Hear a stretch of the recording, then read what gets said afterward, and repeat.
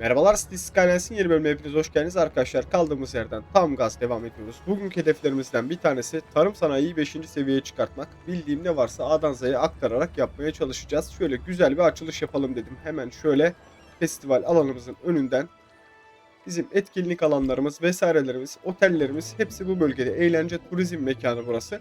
Yani Günahlar şehri Forbisburg'un ana eğlence alanlarından yükselip gelip tarım sanayi bölgemize doğru ilerleyelim. Arkadaşlar tarım sanayimiz büyük ihtimalle 1-2 dakika içinde ikinci seviyeye ulaşmış olacaktır diye düşünüyorum. Şöyle hatta oyunu bir tık hızlandırayım. Daha hızlı bir şekilde burada faaliyetlerimize başlayalım. Burası da gene tarım sanayi ve ikinci seviye olduk. Evet. Hemen hızlı bir şekilde buranın aktivitelerine eklenecek ne varsa hızlı bir şekilde ekleyelim. Tarım sanayi ile alakalı gene sormak istediğiniz bir şeyler varsa onları da beklerim arkadaşlar. Hayvancılığa burada girmeyeceğiz. Tamamen tarımla alakalı işleri yapacağız. Şimdi elimizde küçük bitki serası vardı zaten.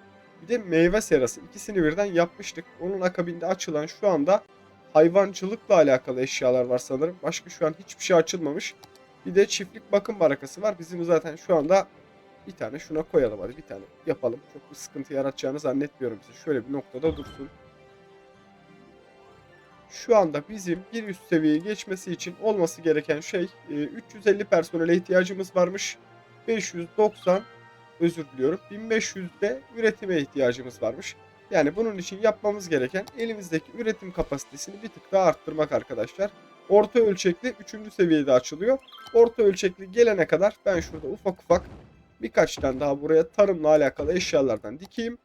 Bu tarafa da gene meyve ile alakalı, meyve sebze ile alakalı seralarımızdan dikelim. Kış haritası olduğu için şu anda sadece sera yapabiliyoruz. Normalde yaz haritalarında, yani normal günlük standart kullandığımız haritaların çoğunda normal meyve ağaçlarını görebiliyorsunuz. Bilginiz olsun o konuda. Şurada kırmızı ışıkları da kaldıralım. Şehrimizin turizm cennetine doğru geri dönelim arkadaşlar. Şimdi bizim burada bir tren istasyonumuz var. Buradan gelen tren şöyle göstereyim. Biraz hızlı gidiyorum ama buradaki maden sanayi ve orman sanayinin ortasında bir tren istasyonumuz var bizim. Hatırlıyorsanız buradan yük komple yüklenip, nerede bizim şey, dön dön dön, aynen. Buradan yüklenip bu şekilde alttan battı çıktığıyla sonra da yolun kenarından buraya kadar geliyor. Buradan da limana veya şehrin dışına gönderiyorduk. Hatırlarsanız böyle bir sistem yapmıştık.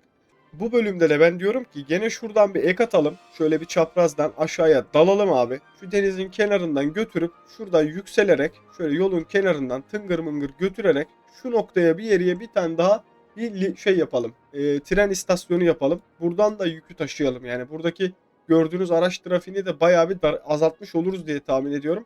Hatta belki şuraya bir, ama burada çok sıkıntı olur. Şurası daha tatlı olur ya. En mantıklısı buraya yapmak olacak. Hatta ufaktan da başlayalım isterseniz oradaki işlerimize. Gel abicim, nerede bizim tren yolumuz?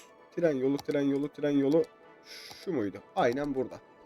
Şöyle bakalım, becerebilirsek buradan güzel bir battı çıktıyla şöyle döner misin? Aynen. Daha tatlı bir şekilde bağlanırsan burada birazcık sıkıntı yaşayabiliriz. Bayağı bir aşağı inmem gerekecek çünkü. Gel abi. Çok fazla çıkartmayacağım seni yukarıya. Bir de benim böyle dönüp artık yukarıya doğru gitmem lazım.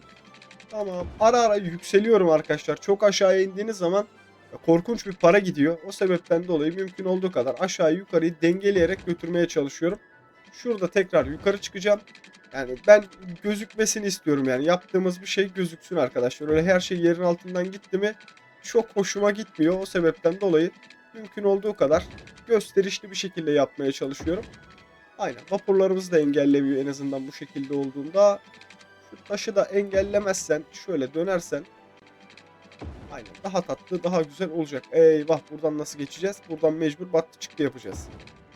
Ben şuradan dedim altından giderim dedim ama işte öyle gidemiyormuşuz maalesef. Çünkü bu alttaki yolları ben unuttum arkadaşlar. Şuradan geçen yolları unuttuğum için orayı da öyle kafamda canlandırmıştım ama maalesef orayı yapamıyoruz. Şu arkadaşları da şuradan alalım. Şu arkadaşları da daha az kullandığımız bir bölgeye doğru kaydıralım. Şuraya kaydıralım mesela. Seni de buradan alalım. Seni de şunun yanına doğru aktaralım. Elektrikle alakalı burada bir sıkıntı olur mu? Büyük ihtimalle olacaktır ama tren istasyonu gelince büyük ihtimalle problem çözülür diye tahmin ediyorum. Şimdi sen şöyle biraz daha bununla beraber gel. Ben oyunu tekrar hareketlendireyim. Şimdi yük limanını şuraya kurarsak çok bir sıkıntı yaşar mıyız? Bilemedim işin açıkçası. Çünkü bütün trafik yükü buraya gelecek. Buradan gelen araçlar da aynı şekilde buraya gelmek durumunda kalacak. Ben diyorum ki şöyle bir yeri yapsak. Burada zaten korkunç bir trafik var.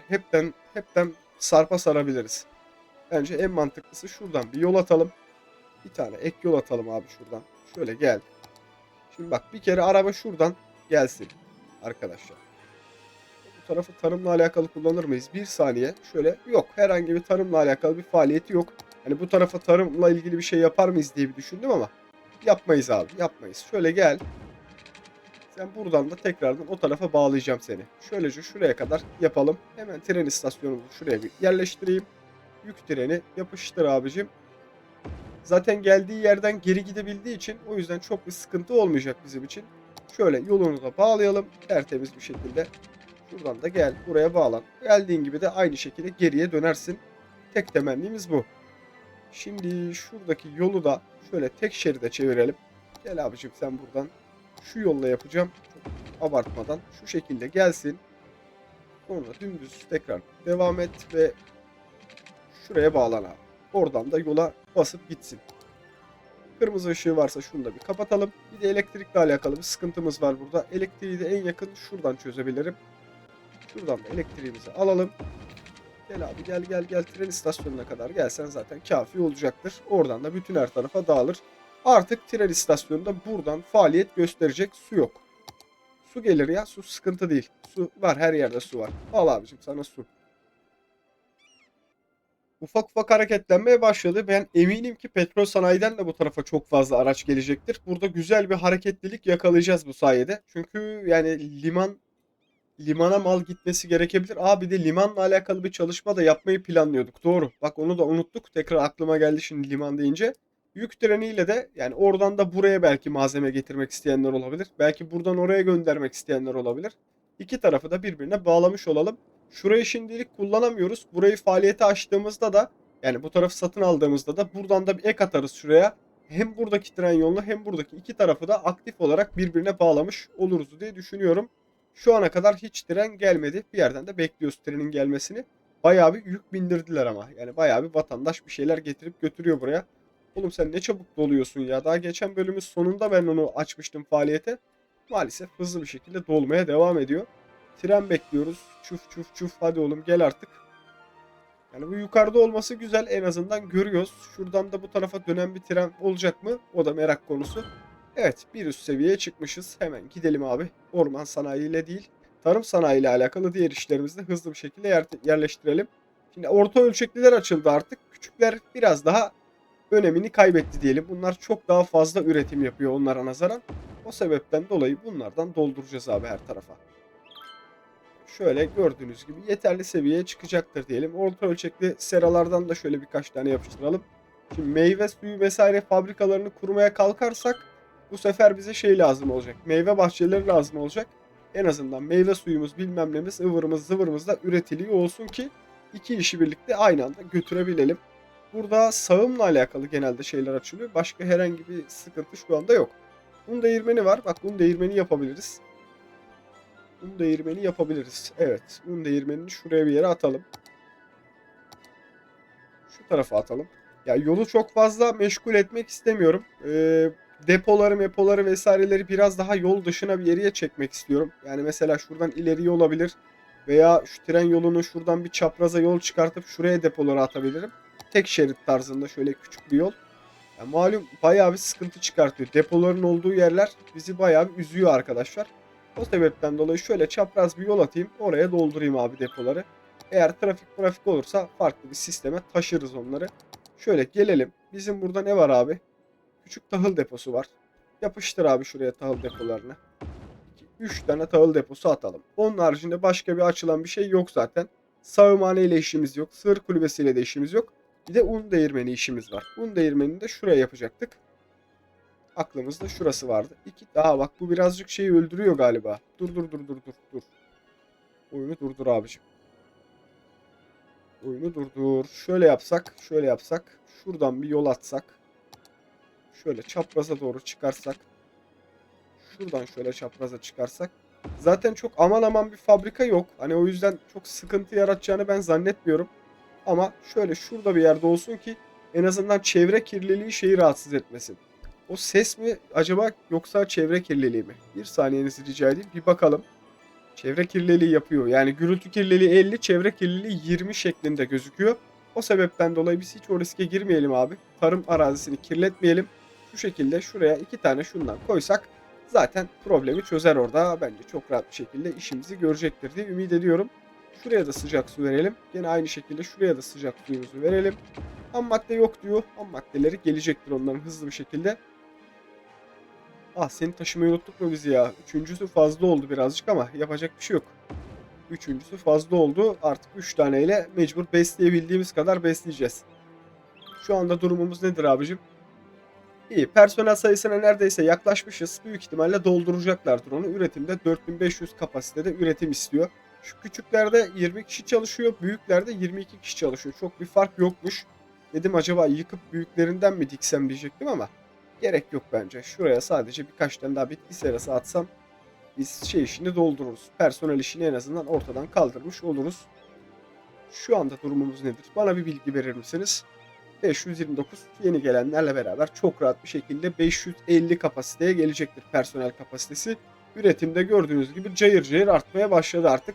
Takır takır üretim yapıyoruz. Size ham madde geldi mi? Üçünüzü de besleyebiliyorsak vallahi bize helal olsun abi, diyecek bir şey yok. Üçünüzü de besliyoruz demek ki. Şurada birazcık konvoy olacak. Yapacak bir şey yok abi. Burada birazcık takılsınlar. Yolun sonuna attım ki bilerek çok fazla başımızı ağrıtmasınlar diye. Araçlar vızır vızır o tarafa doğru ilerliyor. Aslında şuradan şöyle bağlasam daha mı az sıkıntı yaşarız? Şöylece bağlayalım. Bir deneyelim abi. Bir deneyelim. Daha az sıkıntı yaşarsak bence öyle bir şey yapabiliriz. Şöyle bir de kırmızı ışıklarımıza bakalım. Şurada da yapmış olabiliriz bir kırmızı ışık ya.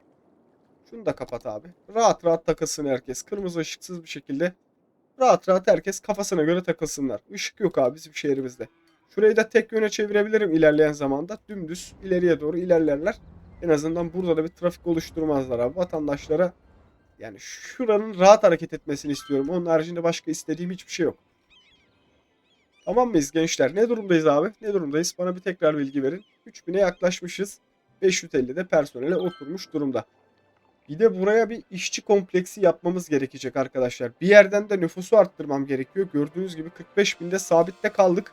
Bir türlü yukarıya çıkmıyoruz. Bir 10 bin kişi daha bize lazım ki metropol olup şu etrafımızdaki birçok arsayı satın alalım. Rahat rahat hareket edelim artık. Ben diyorum ki şuraya da bir personelle alakalı bir bir yatırım yapalım. Birkaç bina vesaire dikelim. Buradan da aşağıdan bir battı çıktıyla da şuraya bağlarız. En azından personeli oradan oraya taşımış oluruz diye düşünüyorum. Kafamda öyle bir şey kurdum ama bakalım becerebilecek miyiz? Yola çok fazla yaklaştırmayacağım. Çünkü sesten, gürültüden biliyorsunuz bayağı bir rahatsız oluyor vatandaşlarımız. O sebepten dolayı çok büyük bir komplekste yapmayacağım. Hani öyle gözünüzde dev gibi bir yer düşünmeyin. Küçük, minik bir kompleks yapacağım.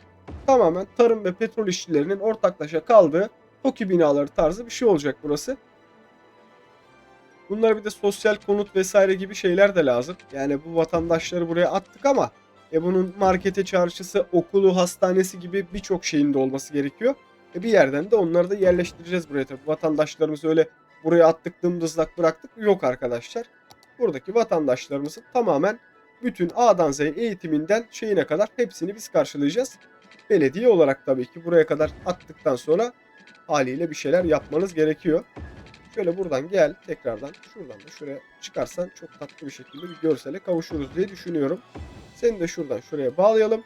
Yani oradan çok aman aman bir yük geçmeyecek ama ben dedim ki TOKİ'lerin yoluysa biraz büyük olsun. Vatandaşlar korkmasın. Sonuçta bir hiçliğin ortasına atacağız buraya bu adamları. En azından düzgün bir şekilde yaşamlarını sürebilsinler abi. Yapıştır abicim şuraya binalarını. Dik abi şuraya binalarını da. Aynı şekilde buraları da yap. Şu tarafa çok fazla abartmayacağım. Şuraya kadar gel. Hatta şuraya kadar gel ki şöylece görelim. Yani buradan ilerisine bir operasyon çekeceğim. Şu bölgeyi boş bırakacağım. Şu gördüğünüz alanı şöyle yapalım. Şunu alalım. Şuraya kadar bina yaptıysak şuradan sonrasını da şöyle bir market alanı olarak kullanabilirim. Akabinde şuradaki kalan kısmı da ver bana abicim. Yüksek seviye market alanlarından. Yani adamlar burada A'dan Z'ye her şeyi bulabilsinler. Su. Özür diliyorum vatandaşlarım. Suyunuz geldi. Suyunuz geldi abicim. Korkmayın. Belediye olarak en hızlı şekilde size hizmetimizi sunacağız. Elektriğinizi şimdilik direklerle aktaracağım. Ama hızlı bir şekilde sizin oraya da küçük bir operasyon çekeceğiz. Merak etmeyin. Merak etmeyin vatandaşlar. Buyurun efendim. Elektriğiniz de geldi. Siz burada ufak ufak yerleşmeye çalışırken ben sizin imkanlarınızı hemen yapayım abi. Şimdi size bir tane sağlık ocağı lazım. Şu noktada bir yok. Marketlerin orada bir yok. Nereye yapsak? Şuraya bir sağlık ocağı koyalım. İşimizi garantiye alalım. Buraya bir tane itfaiye yapalım. Yani adamların kendine yetebilecek kadar her şeyi olsun. Bir tane de polis karakolu yapmamız gerekecek. Abi polisi de şu marketlerin şu köşesine bir yere sıkıştırsam çok tatlı olurdu. Küçük yol, küçük yol. Gel abi, küçük yolla gel. Küçük yol, gel abi şöyle. Aynen, biraz daha gelebiliyor musun? Yok, gelemiyorsun. Peki. Şuraya ben polis karakolunu sıkıştırırım. Evet abiciğim, şuraya sığıyor mu? Ah, oraya sığsan daha tatlı olurdu da. Neyse, canın sağ olsun. Polis karakolumuzu da buraya yaptık. Oradan hızlı bir şekilde ulaşım sağlayabilecektir. İlkokul. Bu vatandaşlara bir tane ilkokul şart. Şuraya bir tane ilkokul yapalım. Şöyle köşeye bir yeri yapsak. Aynen. Şöyle şurada bir ilkokulumuz olsun. Bir tane de lise lazım abi. Bu vatandaşları bir de okula göndermemiz gerekecek. Bir tane de liselerini buraya yapalım. Burada vatandaşlarımız mutlu, huzurlu bir şekilde takılsınlar. 3. seviye, 4. seviyeye ulaştık bu arada. Oraya da hemen döneceğim. Şuradaki faaliyetlerimi bitireyim. Tekrardan oraya döneceğim arkadaşlar. Şimdi biz bu adamları buraya attık bıraktık. Böyle olmayacak arkadaşlar. Ya buradaki vatandaşlarımıza birkaç tane bir şey sunmamız gerekiyor. O sebepten dolayı ufak ufak minik parklarımızı da adamlara en azından sunalım ki.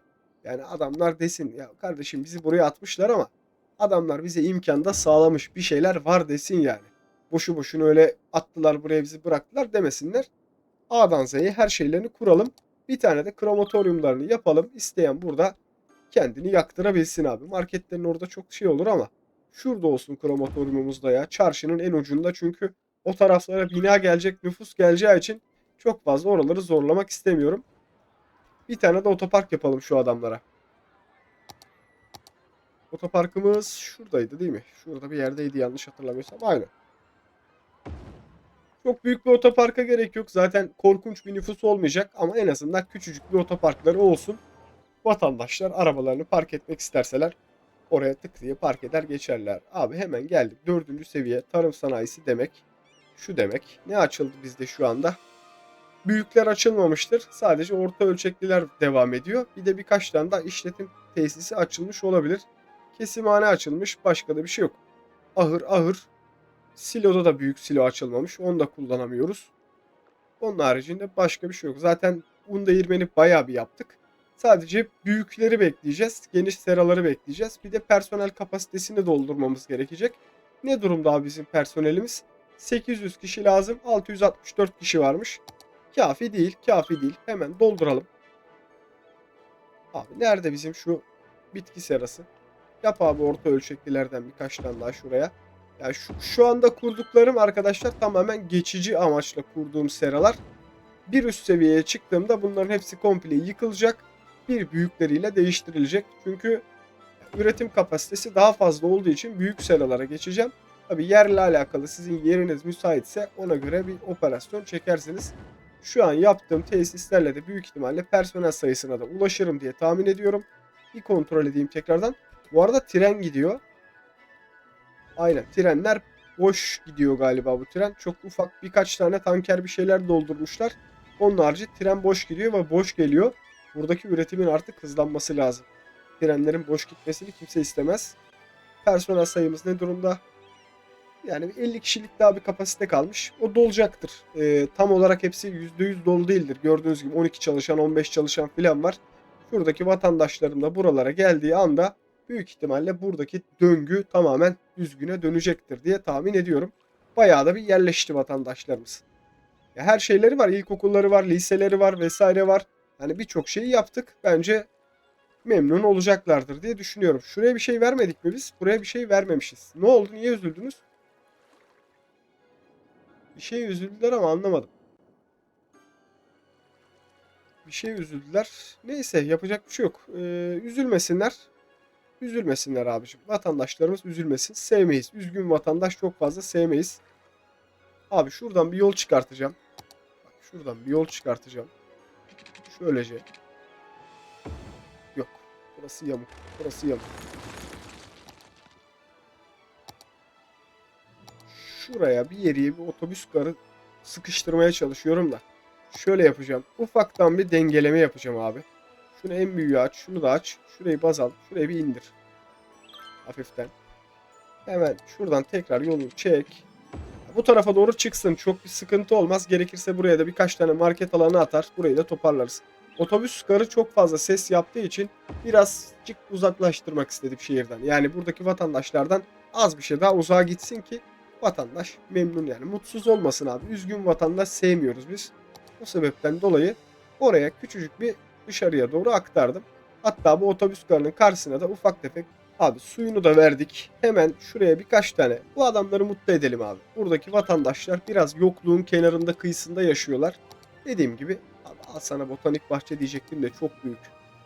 Şuraya sığıyor musun? Al sana bir tane Japon bahçesi miydi? Bu neydi? Tropik bahçeymiş. Bir tane tropik bahçesi koyalım. Bir tane de şuraya atlı karınca koyalım. Aynen bak. Buradaki vatandaşlar da mutlu olsun abi. Otobüs garlarınızı yaptım bak. Sonra üzülmeyin. Sizi buradan şehrin birçok noktasına çıkartabilecek bir ulaşım ağı kuracağım. Yangın varsa itfaiyemiz de var abi. Yangın var, itfaiye de var. Size hızlı bir şekilde hizmet sunacaktır. Abi gel şurada dur. Buradan tekrar dön. Bütün vatandaşları alıyorsun abi. Kimseyi sağda solda yolda bırakmıyorsunuz. Geldin buraya. Şu köşede bir dur. Yani buradaki vatandaşları hem işe göndereceğiz hem de aynı şekilde diğer çarşı tarafına da göndereceğiz abicim. Buralara çok fazla spesifik duraklar kurmayacağım. Birkaç noktada durdursak yeterli olacaktır diye düşünüyorum. Şöyle burada da dursun. Bir yıl daha tamamlamış olduk.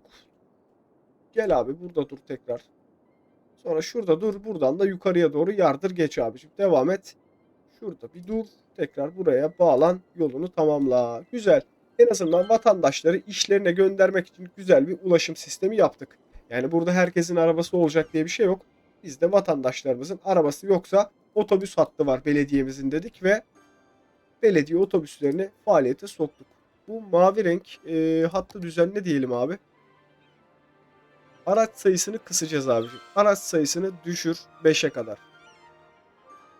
Aynen 5-6 tane araç sayısı kafi olacaktır. Bunların rengini de şöyle sarı yapalım. Otobüslerini de değiştirelim. Otobüslerini de şöyle şuna çevirelim. Ya minibüs tarzı bir şey yapalım bunların otobüslerini. Aynen bak şu güzel. Minibüse çevirelim abi bunların otobüslerini. Gördüğünüz gibi bunların otobüsleri artık minibüs olacak. Sarı renkli dolmuşlar. Bunları gördüğünüz yerde bilin ki buradan geliyorlar abi. Başka bir yerden gelmiyorlar. Bu adamlara özel. Tamamen özel sistem. Aa bak buraya şey yapmadık. Kar küreme sistemi yapmadık. Bu vatandaşları buraya koyduk ama kar küreme sistemlerini yapmadık. Çok güzel abiciğim. Şimdi market alanına gitmeyecek.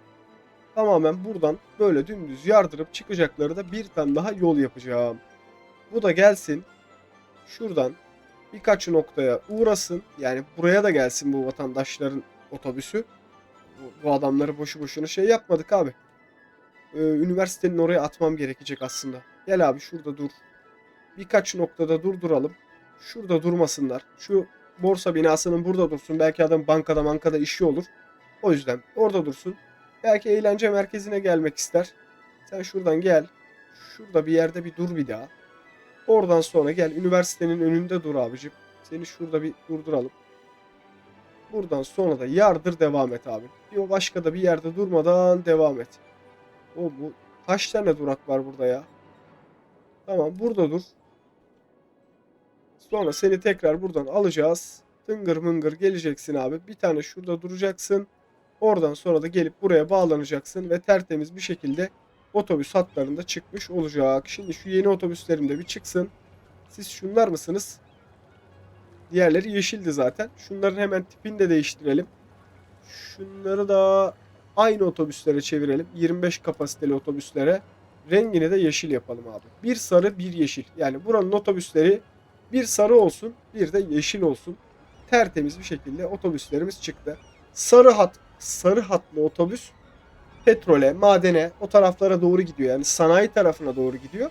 Yeşil hatlı otobüsleri de şehrin diğer tarafına, üniversite tarafına gidiyor. Şimdi buradan üniversiteye gidecek öğrenciler de mutlaka olacaktır. O sebepten dolayı vatandaşlarımızı tamamen düşünerek hizmet etmeye çalışıyoruz. Var mı buralarda gezen otobüs? Görebiliyor muyum? Evet, bak görüyorum diyecektim, değilmiş. Kamyonmuş o. Yeşil görünce bir anda dedim acaba bizim otobüslerden mi? Mutlaka vardır buralarda bir yerde ya. Gözümüze çarpmadı hala ama. Yeşil otobüsler bekliyor. 25 kapasiteli küçük yeşiller. Diğerlerini de sarı yapmıştık yanlış hatırlamıyorsam. O kadar hafızam gitmedi hala ama. Valla şu anda hatırlayamıyorum arkadaşlar. Şurada bizim 2 tane otobüsümüz olması lazım. Aynen yeşil. Sarı hat nerede bizim? Burada. Tamam, ikisi de burada. Biri sarı biri yeşil. Sarısını çok garip bir sarı yapmışız da o sebepten dolayı ayırt edemiyorum. Şöyle daha cırtlak bir sarıya çevirelim onu ya. Aynen daha cırtlak bir sarıya çevirelim. Oğlum, kaç tane yeşil otobüs çıkıyor? Wow. Bir şey oluyor. Bir şey oluyor. Bir şey oluyor. Durdurdum. Bir şey olacak. Yukarıda uyarı geldi. Tsunami yapma ya abi. Tsunami'yi daha yeni atlattık ya. Tsunami'yi yeni atlattık ya. Gece gündüz çalışsın abi. Gece gündüz çalışsın. Bana şuradan bir araçları 28 değil abi. Araç 28 tane aracı ne yapacağız? 12 tane araç yeter buraya. Bütçemizin anasını ağlatacağım bizim. Abi tsunami ne ya? Her gün tsunami mi olur? Borsayı sat abi. Borsayı boşalt. Vallahi bıktım tsunami'den ya. İnşallah küçük bir şey gelir de bütün borsamı alt üst etmez. Sat abi, benzin. Allah ne verdiyse sat. Enerji sat abi. Yani zarardayım ama bunlar emin olun daha da çakılacak aşağı doğru. Hiç gerek yok. Şu durabilir. Orada zaten çok büyük bir param yokmuş. Borsayı temizledik abi. Borsayla alakalı hiçbir şeyimiz kalmadı. Sattık gitti. Belediye başkanı olunca en azından görebiliyorsunuz önceden bazı şeyleri. Böyle satabiliyorsunuz. Ne geliyor abi? Ne geliyor? Dev gibi dalga geliyor değil mi? Durdurduk. Abi herkes sığınaklara. Herkes sığınaklara. Burada sığınağımız var mı? Bir saniye, bir saniye. Vatandaşlarım korkmasın. Burada sığınak var mıydı bizim? Var. Güzel. Burada bir tane sığınağımız var. Burada hiç sığınak yok değil mi? Abi şuraya da bir tane sığınak. Küçük sığınak. Büyük sığınak çok şey yapıyor. Yol mol kesiyor vesaire bir şeyler yapıyor. Gerek yok. Küçüklerden bir tane atalım. Buraya hiç sığınak yapmadık. Buraya da bir sığınak yapalım. Şuraya yapalım abi. Bir tane sığınak da buraya yapalım. Buraya otobüslerden biraz ulaşmaları zor olacak ama yapacak bir şey yok. Bir tane de şuraya sığınak atalım. Çabuk gençler. Çabuk çabuk çabuk çabuk. Herkes sığınaklara. Herkes. Oğlum sığınaklara koşsanıza. Hadi hadi sığınaklara hadi. Tutunami geliyor. Tutunami. Tutunamayacağınız birazdan vallahi. Burada alarm sistemi vardır herhalde. Radyo sistemi kurmuştuk çünkü oraya. Tsunami nerede abi? Geliyor, geliyor, geliyor. Deniz çekildi valla. Evet gençler herkes sığınaklara bak. Sokaklarda adam görmek istemiyorum. Çabuk. Bir belediye başkanı olarak bir duyurudur. Baksana abi su açıldı. Burası komple açıldı. Geliyor. Geliyor gelmekte olan. Çok büyük bir şey olmayacak gibi gözüküyor ama yani bu dalga çok hayra alamet de değil. Geminin gelişinden görüyorsunuz. Bir tsunami vakasıyla daha karşı karşıyayız. Bu taraflarda hiç afet birimimiz yok sanırım. Şuraya bir afet birimi yapalım abi hemen. Helikopterli bir afet birimi. Neresine yapıştırsak şunu? Abi şuraya bir yere bir tane yapsak ya. Aynen abiciğim. Şuraya bir tane helikopterle Allah ne verdiyse bir afet birimi yapalım. Sen de orada takıl. Yani en azından bu tarafa da hızlı şekilde müdahale edilebilsin. Ne yapayım ben daha belediye olarak elimizden gelen bütün imkanları kullanmaya çalışıyoruz diyelim ve çok güzel abiciğim. Çok güzel. 10 numara 5 yıldız. Oh Allah. Yani tsunami değil de başka bir şey gelse çok daha tatlı olacaktı ama yok abi ben ille tsunami ile vuracağım sizi diyor. İlle tsunami ile vuracağım sizi diyor. Peki. Peki abi vur. Bir daha vur. Bu seferki çok şehre gelecek gibi durmuyor ama elektrik tabii ki gidecek ister istemez haliyle. Tsunami bayağı bir götürdü bizi. Adayı vuracak gibi duruyor. Buralara çok gelir mi? Şöyle bir daha durduralım. Yani tsunami önlem planı bildiğiniz şey gibi olduk. Son dakika işi gibi olduk ama bu bizi kesmez abi. Ne yaptım ben ya? Şuraya gel sahile. Şu hattan çeksen ne olur, çekmesen ne olur ki bu saatten sonra. Belki birazcık tutar. Sahile güvenlik bariyeri çekelim abi şöyle. AFAD'ın önüne de çekelim. Oğlum direkt şimdi mi direkt şey yaptın ya. Tamam neyse abi yapıştır. Su geri çekiliyor değil mi? Bak çekiliyor. Birazdan o su, çekilen su bize vuracak abicim. Birazdan o su bize vuracak. Yani birazdan o su bize vuracak. Onu bekliyoruz şu anda. Buraya bir ufak bir bariyer yaptık ama çok bir koruma amaçlı değil. Şurada da ufak bir bariyerimiz var ama yandan su geldiği anda hiç buraların sağına soluna bakmayacaktır. Ben eminim. Ben eminim abi. Geliyor. AFAD birimi de arkadan toparlamaya gidiyor. Hemen hızlı bir şekilde şu en azından santrali mantrali yeniden inşa edelim. Şeyimiz toparlansın. Hemen abi çabuk. Çabuk hızlı bir şekilde toparlayalım. Şeye bir şey olmadı. Petrol santralimize herhangi bir sıkıntı gelmedi. Abi şu dalganın etrafında bu duvar durur mu lan? Hadi aslanım be. Yıkılmazsın be. Yok abi açtı geçti vallahi hiç bana mısın demedi. Geliyor yani. Cayır cayır geliyor. Suyun önünde ne durabilir ki? Yani biz oraya sığınak yapmışız. Adamlar hala burada arabalarıyla geziyorlar. Oğlum gitsenize mübarekler. Gitsenize daha. Ne duruyorsunuz daha?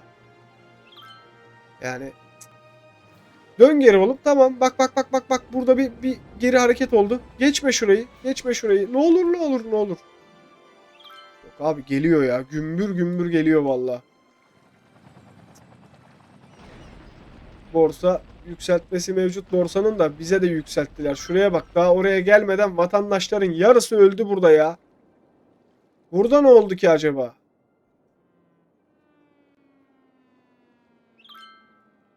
Vallahi şehir çok kötü gene telef oldu arkadaşlar. Gene izdamda ölenler var herhalde ben anlamadım. Oh gemiler karaya oturdu. Karada gidiyorlar bak taksi oldular çarpışan oto gibi oldular. Güzel severiz abicim severiz böyle işleri. Belediye olarak en sevdiğimiz hobidir bizim tsunami. Arada bir vatandaşlarımızı yüzmeye gönderiyoruz. Abi bizim şehirde yüzme bilmeyen hiçbir vatandaş hayatta kalamaz abicim. Durum bu. Yüzme bileceğiniz. Şehirde eğer nüfus sahibi olmak istiyorsanız herhangi bir şekilde bir işlem yaptırmak istiyorsanız yüzme bilmeniz gerekiyor abi. Başka şansınız yok. Şehrin sağına soluna pompaları basacağım şimdi ben. Bütün her taraftan bu suyu tahliye etmem gerekecek. Allah'tan şurada derelere merelere doluyor da. Oğlum öldünüz de ne yapayım? Yani yapacak bir şeyim var. Bütün sağlık personelinden hastane personeline kadar herkes sığınaklarda. Ölmek mi istiyorsunuz? Ağlamayın bekleyin. 100 bin eksi nüfus şeyi gidiyor. Yani biz 45 bine 55 bine zorlayacaktık. Şu anda çok güzel bizi zorladılar. Sağ olsunlar. Yani Allah razı olsun tsunami'yi gönderenden. Ne diyeyim abi? Ne diyeyim yani her şey yeniden yıkıldı. Yapıştır abicim. İnşa et şuraları tekrardan. Yaraları saracağız. Yapacak bir şey yok. Yaraları sarmaya devam edeceğiz. Abi saldım sizi. Saldım sizi geri. Çıkın abicim. Herkes çıksın. Ne diyor? Yeterli gıda mı yok diyor. Ne yapayım ben abi ne yapayım? Yani, ne yapayım ben daha yani size? Hatların bağlı olması bekleniyormuş. Beklesin abicim hatlar bağlanır. Elbet bir gün bağlanır hatlar. Görmüyor mu biz burada suyla şey olmuşuz. Pelesenk olmuşuz. Tsunami denince akla ben geliyorum artık ya. Vatandaşın aklına ben geliyorum tsunami deyince. Yani 5 dakikada bir tsunami vurmaz ya bir şehri. Yani bu kadar olmaz ya. 3 dakikada bir tsunami mi gelir? Yap abi şunları da yap. Bırak su içinde kal bir şey olmaz. Yapıştır. Hırsızlık hak getire. Yani tam bozgunculuk ya. Bir şey oldu bak bütün tarım sanayim, seralarımın hepsi hala harap oldu. Yapıştır abicim. Yapıştır. Yapıştır. Çilekli lollipop gibi olduk aynı. O şey aklıma geldi bir anda ya. Vay arkadaş. Yapacak bir şey yok abi. Afetler açık. Başımıza sürekli bir şeyler geliyor. Ben şu oyunu bir durduracağım. Şurada suyla alakalı bir sıkıntımız kaldı mı? Yok. Burada herhangi bir sıkıntı yok. Bu tarafı boşaltmışız en azından. Burası kendini kurtarmış. Limanlar parçalanmış. Patates olmuş. Yap abi tekrardan limanlarını. Şehrin yarısı evlerini boşaltmış.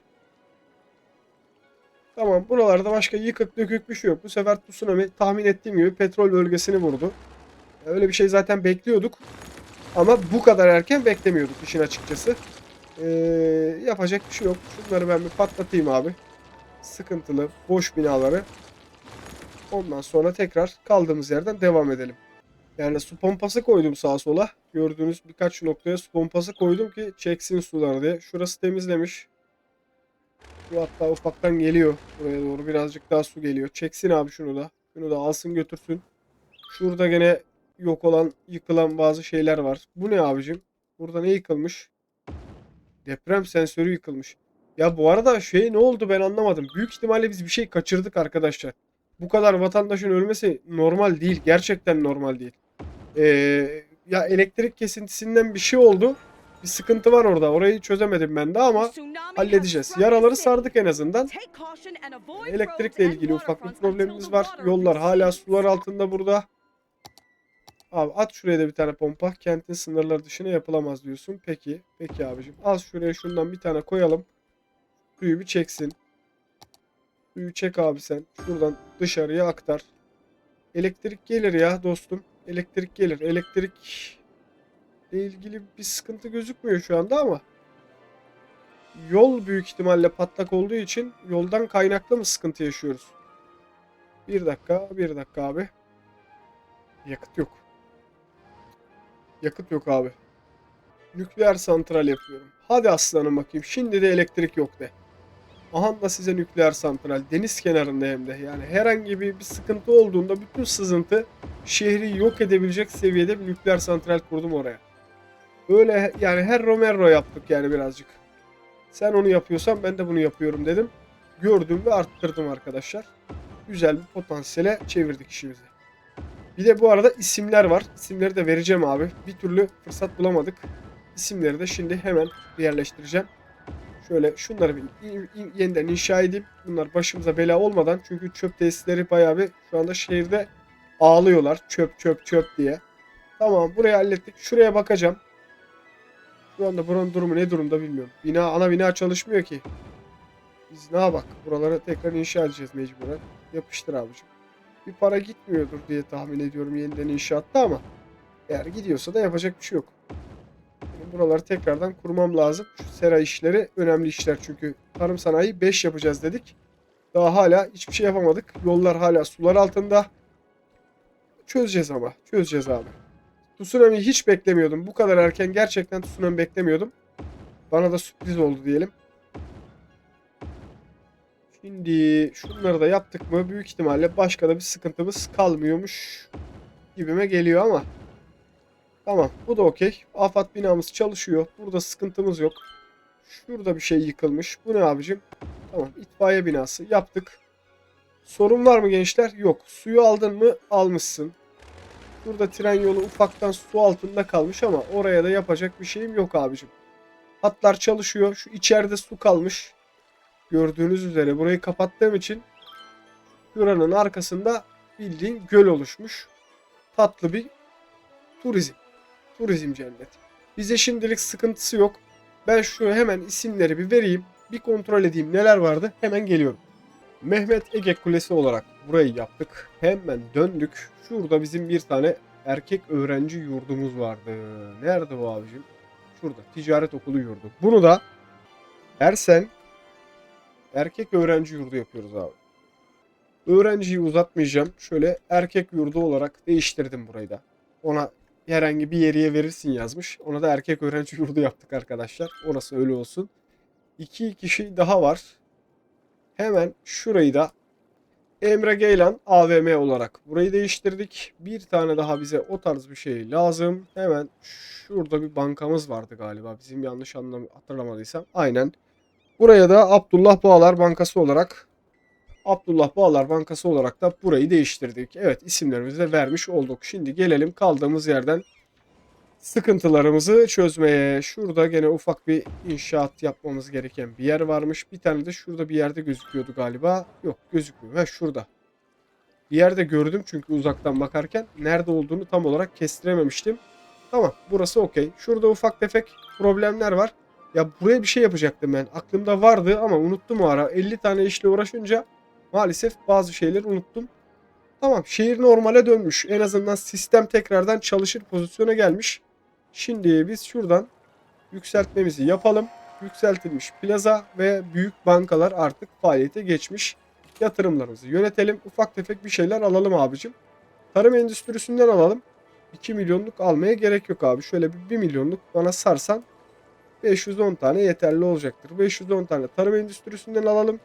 Birazcık ormancılık alalım. Şöyle bir 600, hadi şunu 250 tane olarak sınırlayalım. Biraz bundan alalım.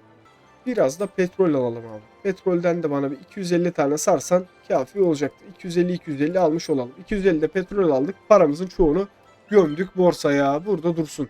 Bina yükseldikçe burası daha da tatlı bir hale gelmeye başladı. Şimdi dönelim tekrar. Biz şu tarımla alakalı yere. Oğlum bak burada kromatörüm çalışıyor ya. Benim psikolojimi bozmayın bak. Çalışın. Hepiniz çalışın. Şey yapacaktık ya. Kar küreme tesisi yapacaktık. Bu tarafta yollar kapanıyor çünkü bayağı bir başımıza bela oluyor ondan sonra. Şuradaydı değil mi kar küreme tesisi? Aynen. Bizim burada vardı sanki ama çok uzak mı kalıyor tesise? Şuraya bir tane yapıştırsak yolu patlatırız. Bedava yere uğraşmayalım abi. Şuraya bir yeri yap. Şuradan çıksın gitsin abi araçlar. Buradan yapıştırsın şehri temizlesin geri gelsinler. Boşu boşuna hiç uğraşmayalım. Ne durumdasın abicim? Ne durumdasın? Çok küçük bir şey kalmış ama personel yetmiyor. Personelle alakalı bir çalışma yapmam gerekecek. Ne koyabiliriz? Buraya ne koyabiliriz? Üretimi halletmişiz çünkü. Personel eksiğimiz kalmış. En çok adam çalıştırdığımız yer fabrika diye hatırlıyorum. Yani burada bir 80 kişi falan çalışıyordu yanlış hatırlamıyorsam eğer. 45'miş. 45-22. Bize kaç kişi lazım abi? Yani 800 650 desek 150 kişi daha lazım. Bizim daha çok adam koymamız lazım buraya. Nasıl bir şey yapacağız? Nasıl bir şey yapacağız? Şimdi orayı bir operasyona getireceğiz arkadaşlar. Sen şuraya geç. Sen şuradan bir tane bana arayol ver. Şöyle bir arayol ver abicim. Şöylece gel.